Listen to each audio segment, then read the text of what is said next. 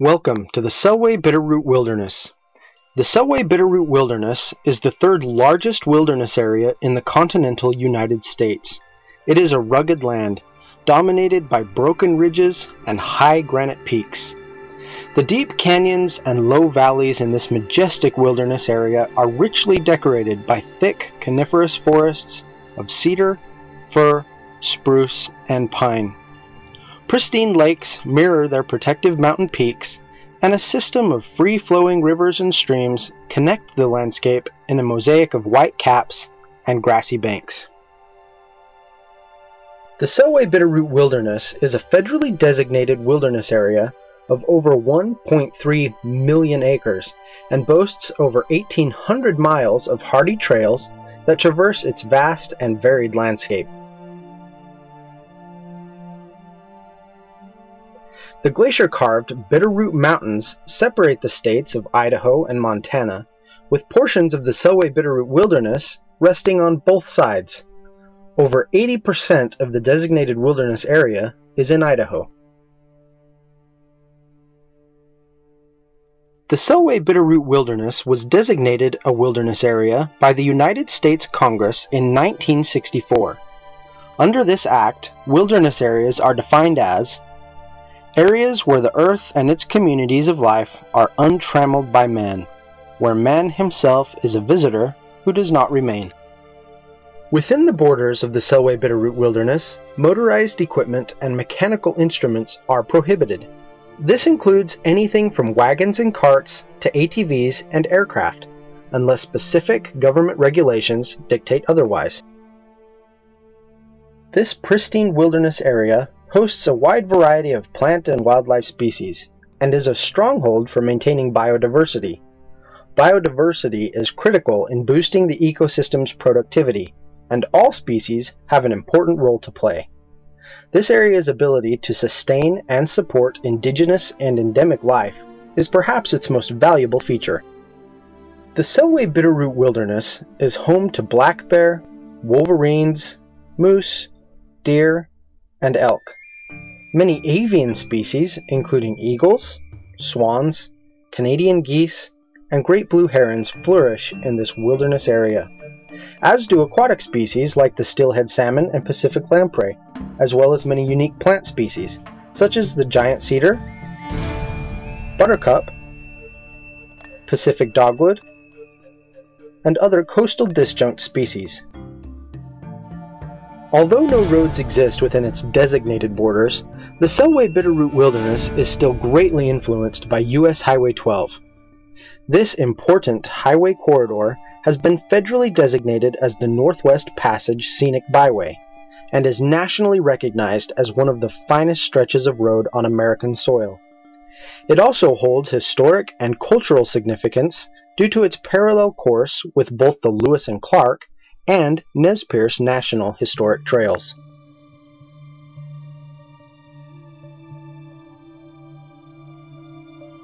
At Kuski, Idaho, U.S. Highway 12 banks to the east and follows the North Fork of the Clearwater until it reaches Lowell, Idaho. From there, it takes a more northeastern route along the Lochsa River and the northern border of the Selway Bitterroot Wilderness. The highway eventually traverses Lolo Pass and begins its journey across Montana. From Lowell to Lolo Pass, U.S. Highway 12 provides a myriad of vital services and recreational opportunities for the entire region. It provides access to historic trails as well as historically and culturally significant locations and landscapes. It is the only major portal to many hunting, fishing, hiking, and skiing areas, and to numerous campgrounds and general recreation sites. Travelers and tourists use Highway 12 extensively year-round, which generates millions of dollars in revenues for over 150 businesses located along this scenic corridor.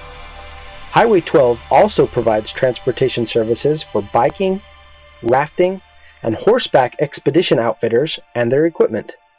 The highway also services many critical wildlife and wilderness management facilities and fishery locations. Additionally, the highway enables emergency vehicle access for local residents and entry into the Selway Bitterroot Wilderness. Recent events have brought US Highway 12 into the spotlight and have left many people asking how this scenic byway should be used both now and in the future. Foremost among the Highway 12 controversies is the megaload issue. Tar sand and oil refining projects in Canada and Montana have been spearheaded by the oil titans ConocoPhillips and ExxonMobil. In an effort to reduce production costs, these corporations have contracted South Korean companies to manufacture hundreds of the enormous coker drums used in the oil refining process. These drums are brought across 5,000 miles of ocean to the port of Vancouver in Washington.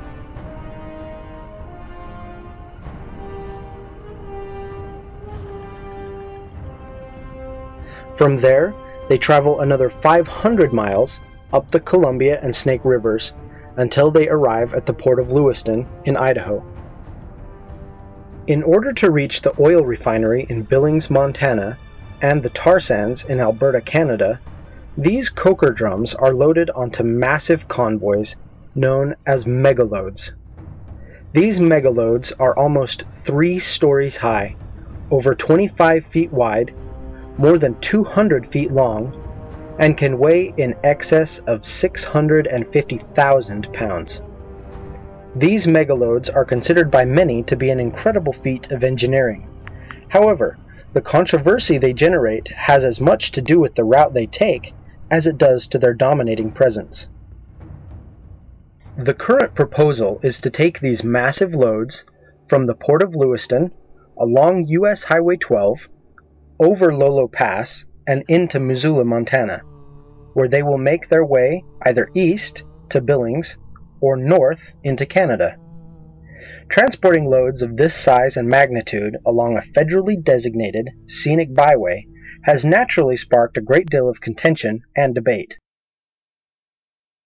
Proponents of this so-called megahaul suggest that taking this route is both safe and unobtrusive. They also claim that using Highway 12 will boost the local economy by providing numerous jobs and new sources of income. Opponents of the megahaul assert that these megaloads will cause irreparable and expensive damage to the infrastructure and environment along US Highway 12. They also declare that more economic harm than good will come to the hundreds of business owners and outfitters who rely on this scenic byway.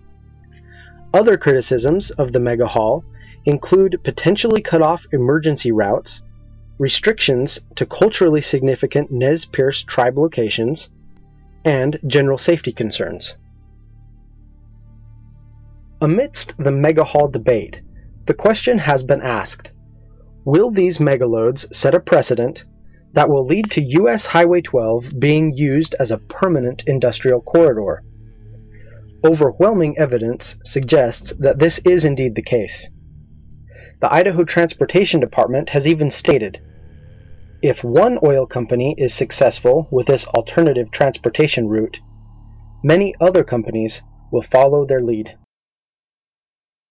There is no doubt that the establishment of an industrial corridor along US Highway 12 would significantly alter life for local residents and change the way the entire scenic byway is experienced.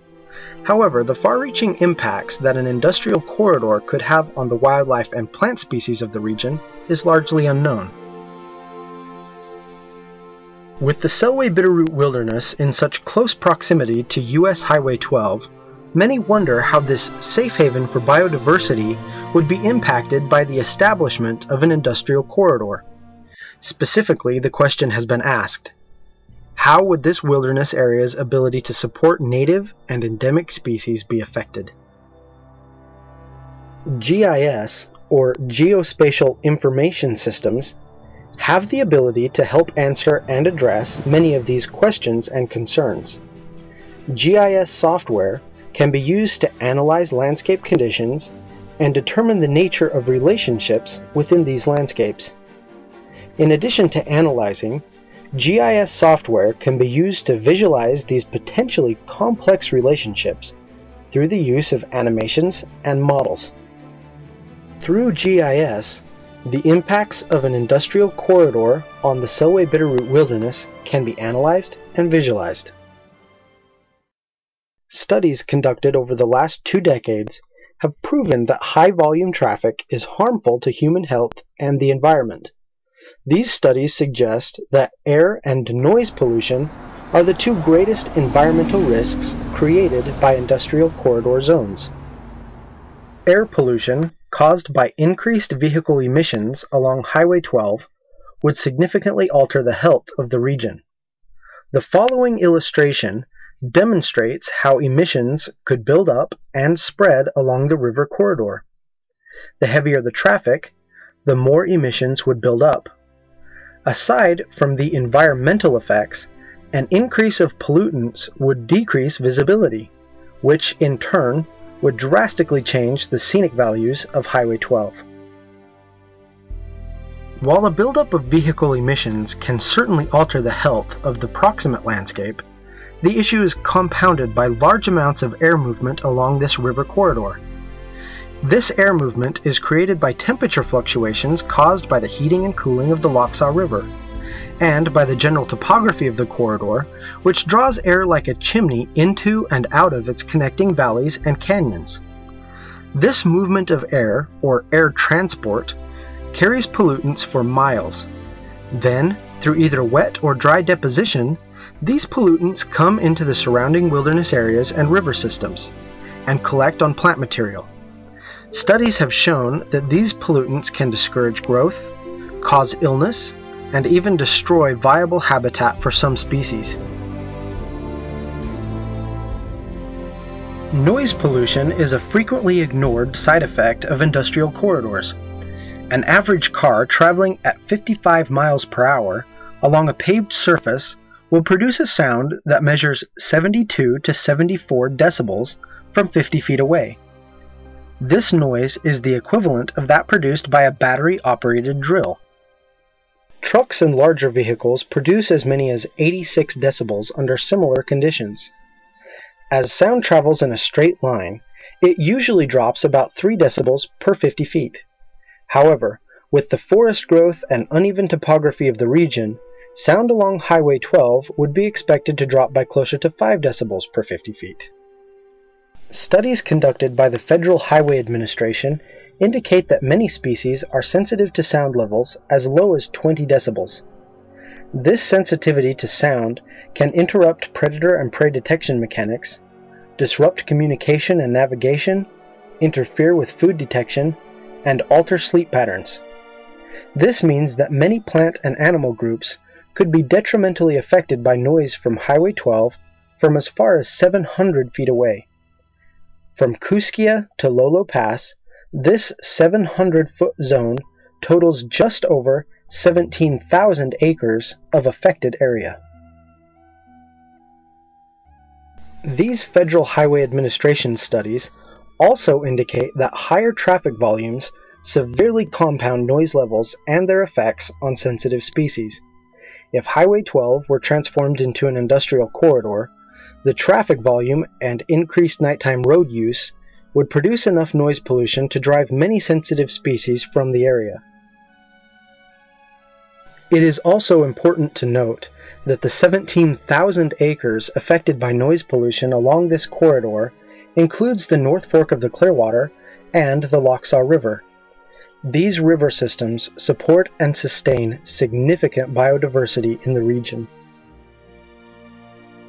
If U.S. Highway 12 becomes an industrial corridor, the results would be hugely detrimental to the surrounding region, in particular to the diverse life of the Selway Bitterroot Wilderness.